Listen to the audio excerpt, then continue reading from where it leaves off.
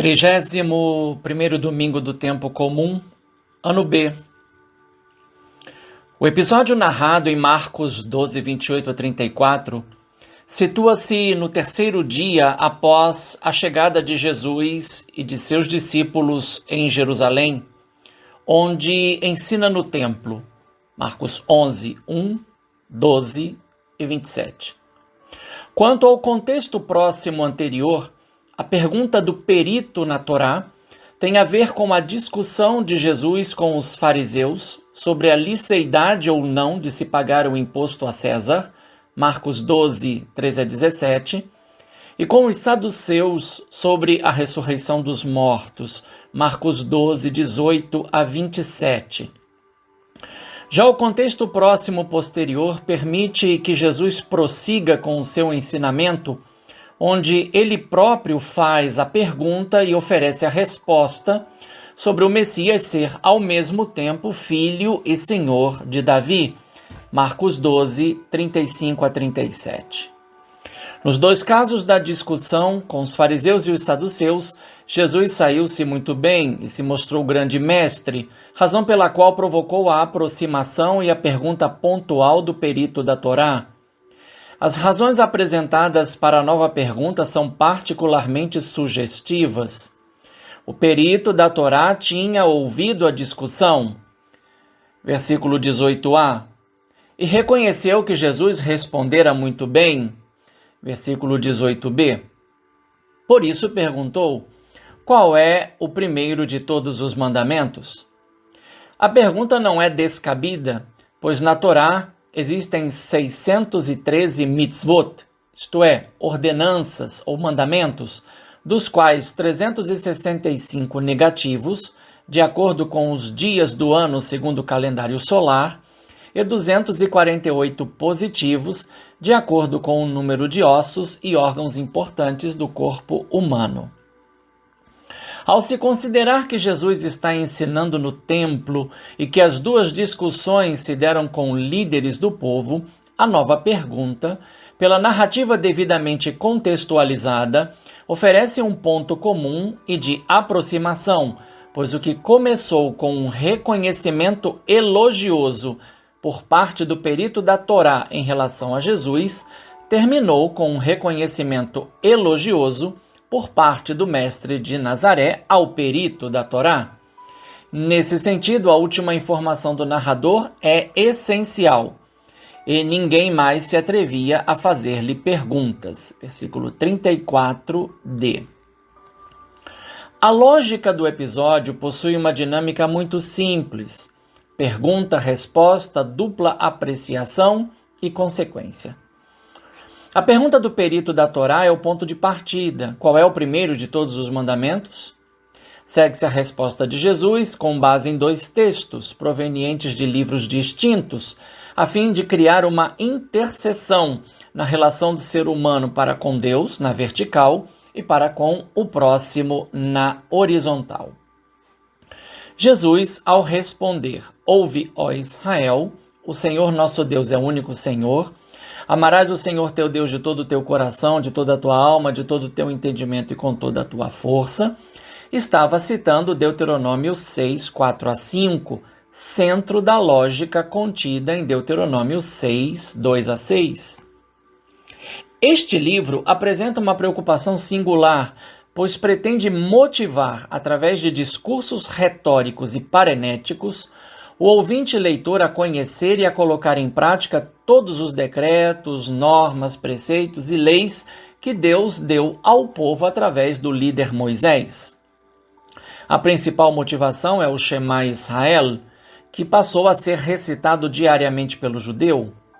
Ao declarar que seu Deus é uno, declarava a sua santidade e integridade indiscutíveis. Assim, os filhos de Israel podiam evocar e demonstrar no cotidiano o amor incondicional e sem reservas ao seu Deus, como resposta de amor à sua presença e ação libertadora e salvífica, como rezado no Salmo 17. Mas, concomitante ao Shema Israel, Jesus citou Levítico 19:18, amarás o teu próximo como a ti mesmo, que está sob a ordem que é o epicentro do livro de Levítico. Sede santos, porque eu, o Senhor vosso Deus, sou santo. Levítico 19:2. E vai muito além dos limites familiares, clânicos e tribais, pois ordena que se ame igualmente o estrangeiro residente, evocando a memória do duro tempo vivido sob a opressão do Egito. Levítico 19:34. Nota-se desse modo que a libertação da escravidão, a entrega da legislação no Sinai e o cumprimento da promessa do dom da terra são ações que evidenciam o amor de Deus pelo seu povo, razão pela qual este deve se exteriorizar no amor a si mesmo e ao próximo. Percebe-se o sentido dos paralelos a Marcos 12, 28 e 34. Este é o caminho que conduz à vida eterna, Lucas 10, 27. Visto que desses dois mandamentos dependem toda a lei e os profetas, Mateus 22, 40.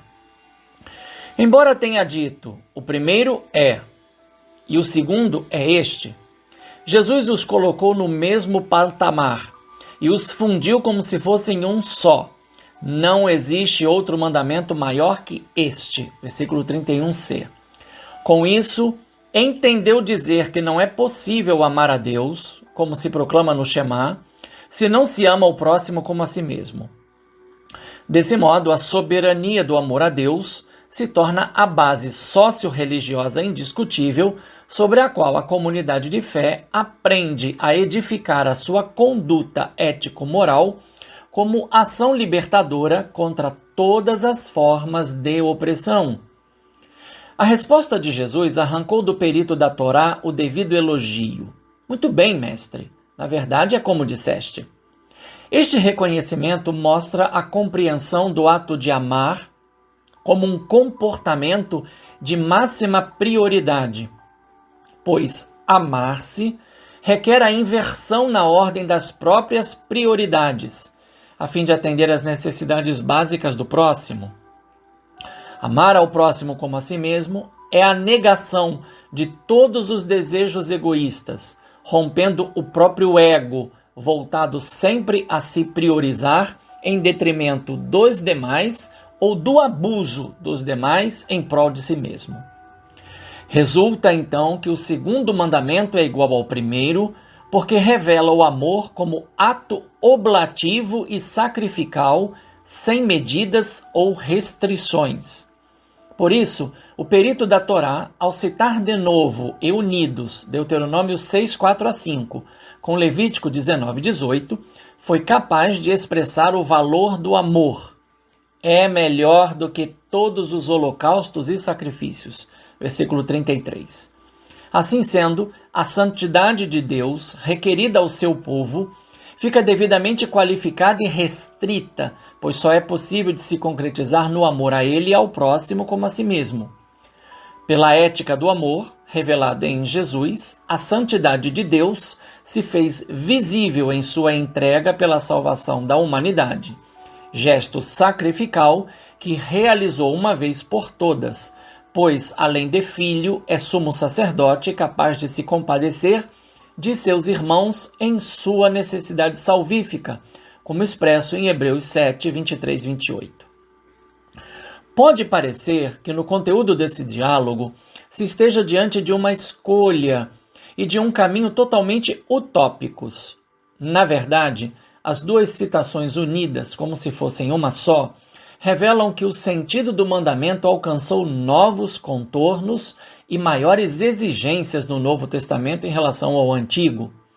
De fato, isto fica claro na conclusão que Jesus tirou diante da retomada feita pelo perito da Torá. Vendo que ele respondera com inteligência, disse-lhe: Tu não estás longe do reino de Deus. Versículo 34. A refutação dessa aparente utopia se deu no mistério pascal de Jesus, pois foi a total concretização da sua resposta ao perito da Torá, pelo qual demonstrou que as relações com Deus pela adoração, glorificação e com o próximo pela fraternidade são atitudes éticas e religiosas inseparáveis.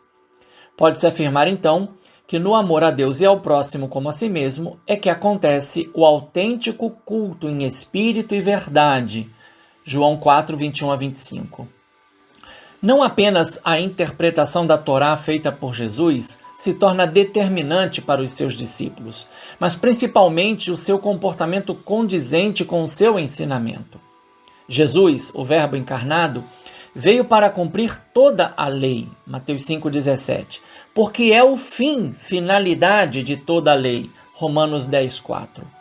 Portanto, o novo mandamento do amor, que uniu Deuteronômio 6, 4 a 5 e Levítico 19, 18, é, ao mesmo tempo, critério hermenêutico de toda a Sagrada Escritura e a fonte indispensável para se concretizar a unidade do gênero humano entre si e com Deus, como desejada e pedida por Jesus ao Pai na unção do Espírito.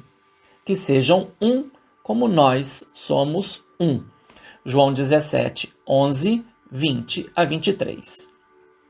Sem dúvida alguma, Marcos 12, 28 e 34 é um ensinamento-comportamento que rompe todas as formas de barreiras étnicas, sociais, religiosas e geográficas, pois incita a comunidade dos fiéis discípulos a não apenas declarar que ama o seu irmão, mas a buscar a sua felicidade pela promoção da fraternidade universal indiscriminada.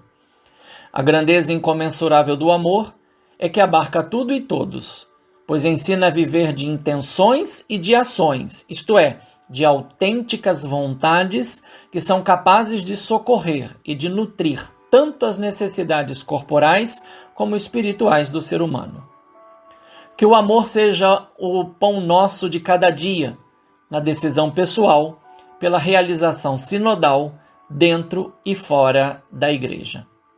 Um bom e santo domingo no Senhor, um fraterno abraço, Padre Leonardo Agostini.